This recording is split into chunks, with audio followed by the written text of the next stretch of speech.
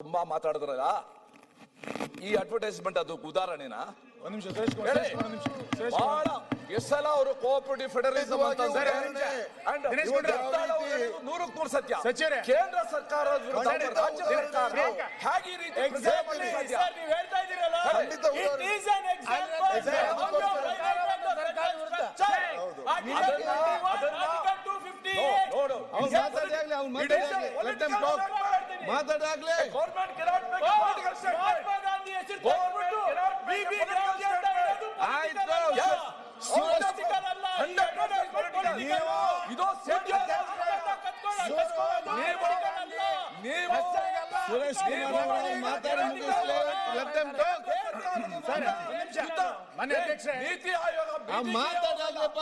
ನೀತಿ ಆಯೋಗ ಸಭೆಗೆ ಹೋಗೋದಿಲ್ಲ, ಇಲ್ಲಿ ಬಂದು ಹೋಗಾಡ್ತೀರಾ? ಇದೇ ಮತ್ತೆ ಅಡ್ವೈಸರಿ ಕಮಿಟಿ ಇದು ಫೈನಾನ್ಸ್ ನೀತಿ ಆಯೋಗ ನೀವು ಮಾತಾಡ್ತೀರಿ. ವಿಸರ್ಜನೆ ಮಾತಾಡ್ಲಿ ಮತ್ತೆ ಉತ್ತರ ಕೊಡಿ. ನೀತಿ ಆಯೋಗ ಈಗ ಪ್ಲಾನಿಂಗ್ ಕಮಿಷನ್ ಅಲ್ಲಿ ಏನೇ ಪಾಸ್ ಆದ್ರೂ ಕೂಡ ಫೈನಾನ್ಷಿಯಲ್ ಬೈಂಡಿಂಗ್ ಇರ್ತಾ ಇತ್ತು. One second. But NITI Aayog is only advisory. It is not bound by finance department.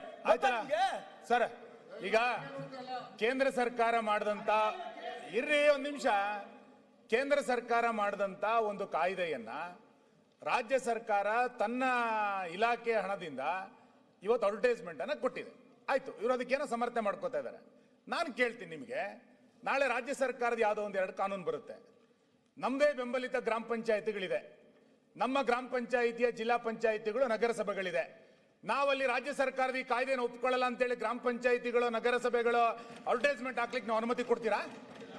ನಾವು PDOಗಳಿಗೆ ಹೇಳಿ ಅಡ್ವರ್ಟೈಸ್ಮೆಂಟ್ ಮಾಡಿಸ್ತೀವಿ, ಒಪ್ಕೋತೀರಾ ನೀವು? ಗ್ರಾಮೀಣ ನಮ್ಮ ಗ್ರಾಮ ಪಂಚಾಯಿತಿಗಳಲ್ಲಿ ಯಾವ್ದೋ ರಾಜ್ಯ ಸರ್ಕಾರದ ಯೋಜನೆಗೆ ನಮ್ದು ವಿರೋಧ ಇದೆ ಅಂತೇಳಿ ನಮ್ಮ ನಗರಸಭೆ ಅಡ್ವರ್ಟೈಸ್ಮೆಂಟ್ ಮಾಡ್ಲಿಕ್ಕೆ ನಿಮ್ PDO ನಿಮ್ಮ ಆಯುಕ್ತರು ಒಪ್ತಾರ? ಒಕ್ಕೂಟದ ವ್ಯವಸ್ಥೆ ಅಂದಾಗ ಒಂದಕ್ಕೊಂದು ಲಿಂಕ್ ಇದು. ನೀವು ರಾಜ್ಯ ಸರ್ಕಾರದ ಕಾನೂನನ್ನ ಯಜ್ಞ ಪುರಸಭೆ ಗ್ರಾಮ ಪಂಚಾಯಿತಿಗಳನ್ನ ಒಪ್ಕೊಳ್ಳುತ್ತೋ, ಕೇಂದ್ರ ಸರ್ಕಾರದ ಕಾನೂನನ್ನು ಒಪ್ಕೋಬೇಕು.